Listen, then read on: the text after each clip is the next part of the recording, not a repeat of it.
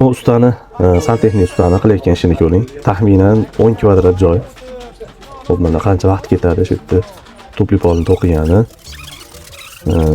Shunaqa texnologiyalardan o'zi asli foydalanish kerak. Sababi vaqtdan yutamiz. Ishimiz chiroyli chiqadi, sifatli. To'g'ri qimmat tushadi.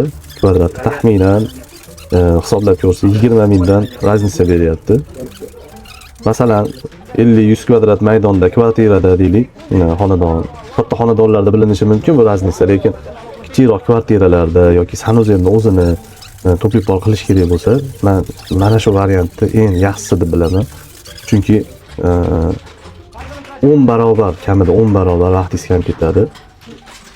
Masalan, 10 santimetrga to'qish kerak bo'lsa, shagini narigida anchagina qiynalasiz.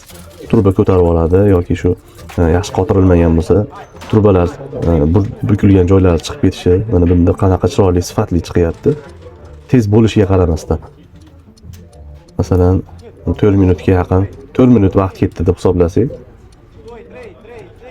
mana masalan, shunda 3 barobar sekin qiling, 12 minut vaqt ketadi 10 kvadratga. Qancha vaqtimiz tejaydi? Ishimiz chiroyli chiqadi, sifatli chiqadi. Xo'p, santexnik ustalar faqatgina narx bilan hisob-kitob qilmasdan shu texnologiyasini ham inobatga olish kerak. Masalan, 100 kvadratdan oshiq bo'lsa, bundan foydalansangiz bo'ladi, lekin sanuzellarga, kichikroq kvadratlarga bu albatta juda ham qulaylik olib keladi. Kombinatsiya qilib qilsa ham bo'ladi. Masalan, katta hududlarni bunda, sanuzellar bunda. Chunki sanuzelda 10 shak qilsangiz, nisbatan ko'proq energiya olganingiz hisobiga bu osonroq tushadi. Manfaatli bo'lgan bo'lsa, bitta like dan tushirib qo'yasizlar. Sog' bo'linglar.